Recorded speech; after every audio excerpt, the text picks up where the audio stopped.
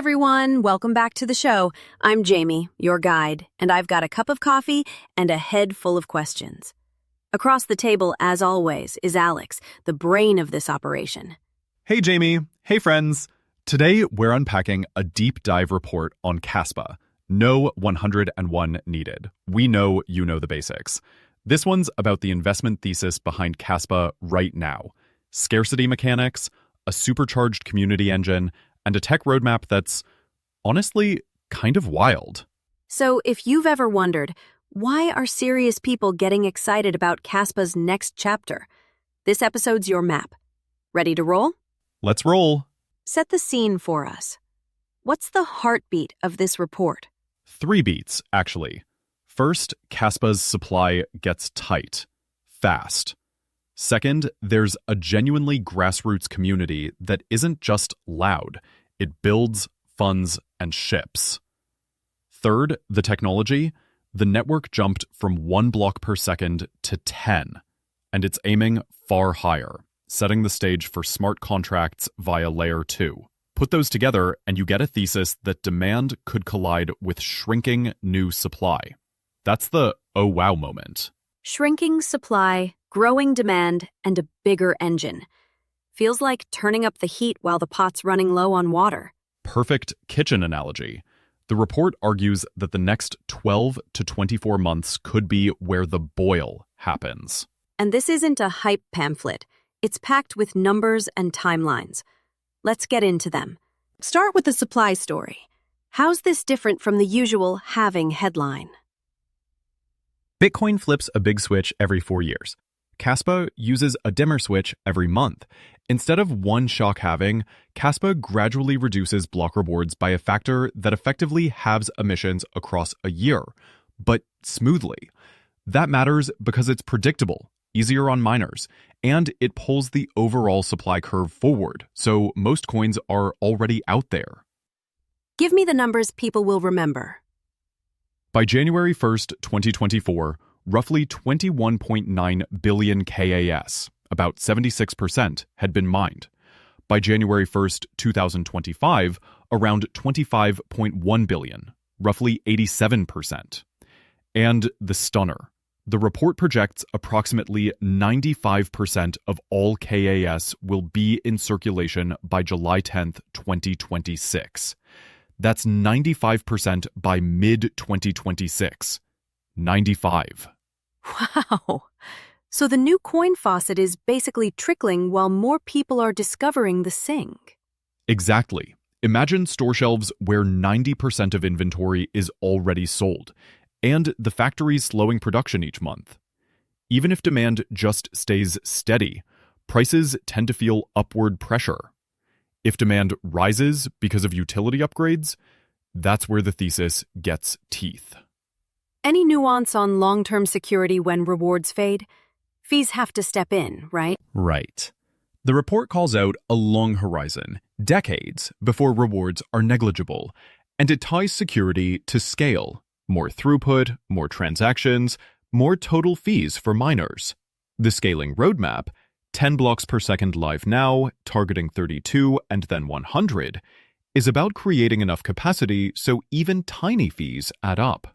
It also points to Layer 2 smart contracts driving real fee volume over time. So scarcity isn't isolated. It's wired into a plan to grow activity. That's the key. Scarcity without use is just a museum piece. The plan aims for scarcity plus usage. Let's talk people power. The report's pretty bullish on Kaspa's social layer. What stood out? The growth looks organic and global. By mid-2025, the official Kaspa X Twitter account crossed roughly 250,000 followers, growing about 10,000 per month in late 2024. On-chain, active daily addresses regularly hit 5 figures and have spiked to 6 in hot periods. Wallets holding KAS surpassed 530,000, and daily transactions have pushed capacity limits, prompting upgrades. That's usage meeting infrastructure. That's a lot of people actually doing stuff, not just memeing. Totally. And here's a cultural twist I love.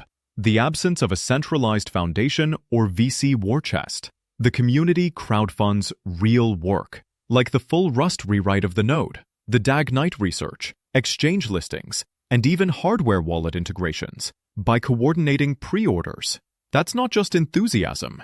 That's governance with a credit card. Oof, that's rare. Most projects lean on big treasuries or early investor unlocks. Exactly. The fair launch DNA, no pre-mine, no pre-sale, no team allocation, means no looming insider unlock cliffs. The report argues this removes a persistent sell pressure overhang that haunts many L1s. The early stakeholders were miners and builders, not VCs waiting to vest. Any wow stat you couldn't stop thinking about? Development velocity. The report cites 188 commits in 12 months by mid-2025, around triple the peer average, and then 43 commits in a 3-month window versus an industry average of 5. That's we're shipping energy. So, strong culture, real code, and users clicking send. That's a trifecta. Exactly. Let's crack open the hood. How did the tech leap actually happen? 2 big moves. First, the node rewrite from Go to Rust, Rusty Kaspa. That wasn't cosmetic. It was a deep architectural overhaul. Performance gains, stability, memory safety, and a codebase that's friendlier to a wider Rust developer pool. Second, the Crescendo hard fork in May 2025. Block production jumped from 1 block per second to 10. That's a 10 times throughput lift at the base layer. Give me the capacity in human terms. Think of a 1-lane road becoming a 10-lane expressway. The report estimates daily capacity jumping from approximately 100,000 to over 700,000 transactions when the network moved to 10 BPS. And this isn't the finish line. The next targets are 32 BPS testnet in Q4 2025 and a long-term push toward 100 BPS, supported by the planned shift from GHOST-DAG to the DAGKnight protocol. DAGKnight. Cool name. What's the point in simple words? Faster agreement on the order of transactions, stronger resilience under stress, and it's designed without fiddly parameters. In practice, that means smoother, quicker finality, even when the network is humming. It's foundational for a serious smart contract economy because predictable ordering fights ugly stuff like MEV shenanigans. So the base layer gets lean and fast first. Then you add complexity. That's the opposite of shipping flashy features on a shaky foundation. Exactly the philosophy the report highlights. Scalability first, complexity second. Okay, the million KAS question. Smart contracts. When, how, and why L2? The report frames L2 as a deliberate choice to keep L1 tight and fast. The flagship path is Kasplex, a smart contract environment that's EVM-compatible, so devs can bring familiar tooling. Mainnet was initially slated for August 31st, 2025, but was deliberately delayed to lengthen audits, hardware validation, and security testing. That's not a stall. It's a security-first posture for an execution layer that could carry real value. You're telling me they said no rush to ship? Bold in this market. It's refreshing, honestly. And there's a clear pipeline. L1 primitives like zkopcode and vProg around December 2025. Then the Kasplex LUAVM with an App Store-style developer experience. All roads point to a broader dApp landscape, but without bloating L1. Give me a picture this moment. How might this feel in the real world? Imagine you're streaming a game with micro rewards every few seconds. Subcent fees, sub-second visibility, approximately 10-second finality, so rewards appear quickly, cheaply, and can be used again fast. Or think IoT devices paying pennies to log data at scale. That's today's L1 speed speaking. Add a live L2 with DeFi rails, and suddenly those flows can interact with lending, swaps, and programmable logic. Any enterprise pull, someone saying, we'll actually use this. The Kaspa Industrial Initiative KII is the headline. They're connected to Europe's DII Desert Energy Network, with more than 160 energy companies in their orbit. After evaluating options like Bitcoin and Ethereum, they picked Kaspa for speed and cost.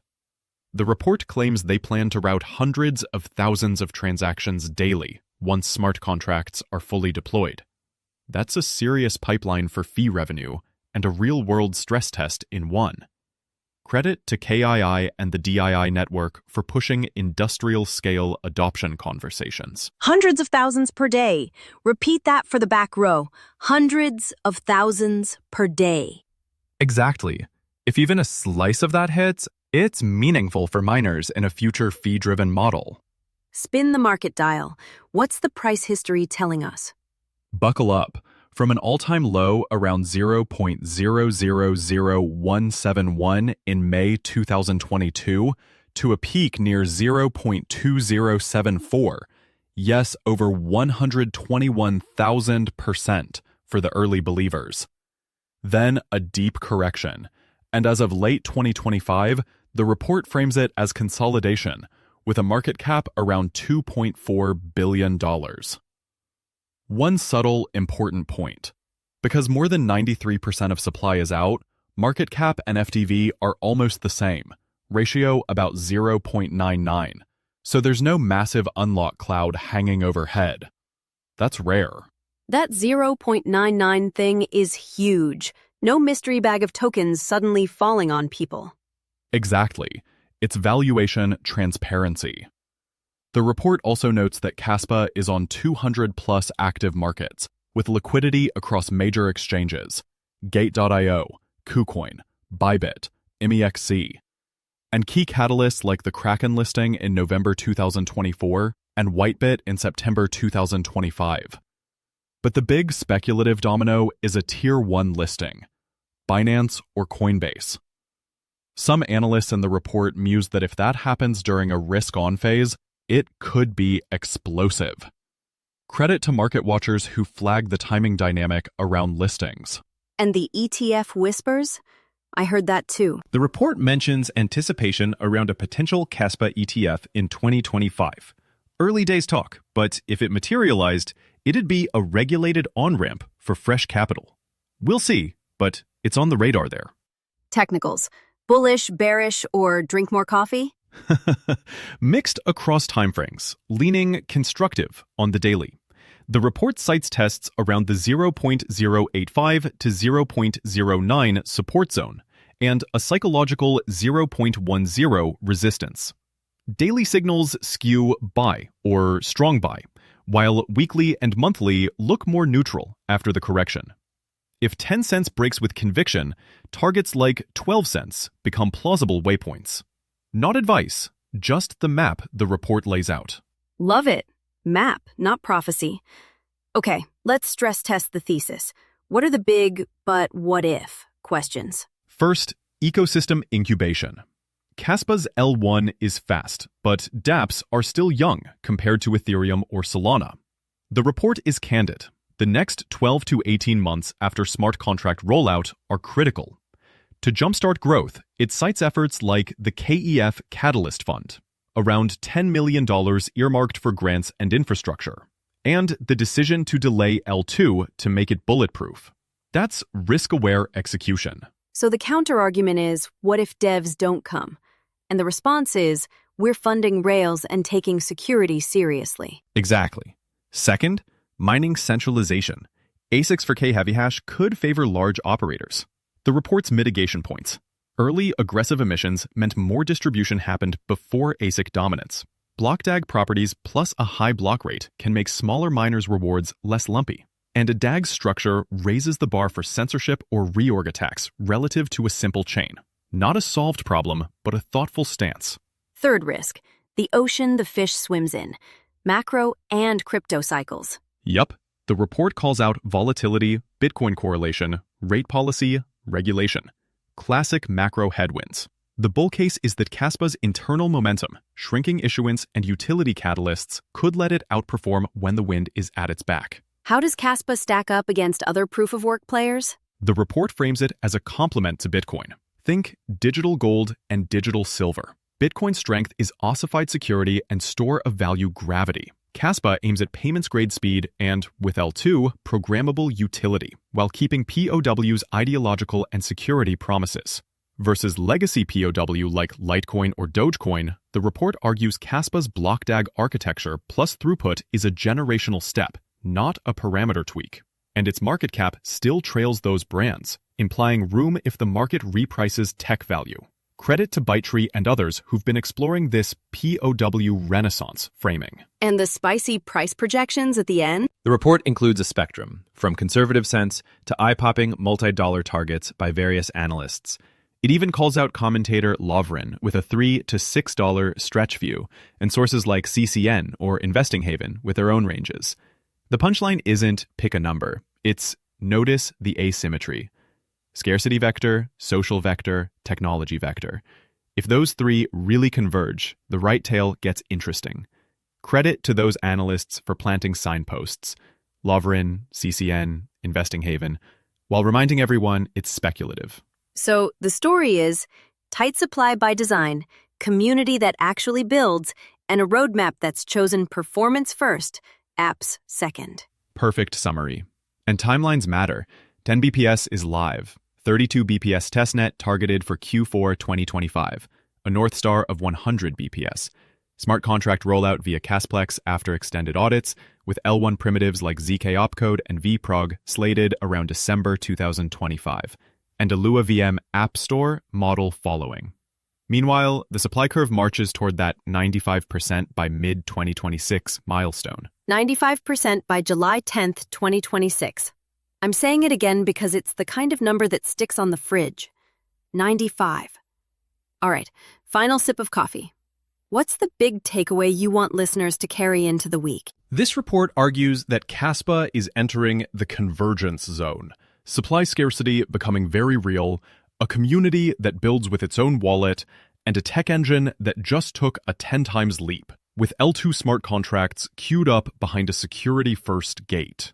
If activity ramps while issuance fades, that's the thesis in one breath. Credit to the Kaspa community, rusty Kaspa contributors, and the KII folks for putting real-world pressure tests on the roadmap. And the near-term checkpoints?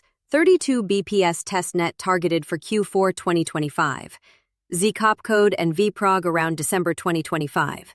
Casplex coming out of extended audits when ready. And that mid-2026 95% mined milestone. 95%. Exactly. We'll keep watching builders, fees, and the tone of the ecosystem as it wakes up around the new rails. That's it for today. If this episode made you say wow at least once, it did its job. I'm Jamie. I'm Alex. Thanks for hanging out with us. Catch you next time.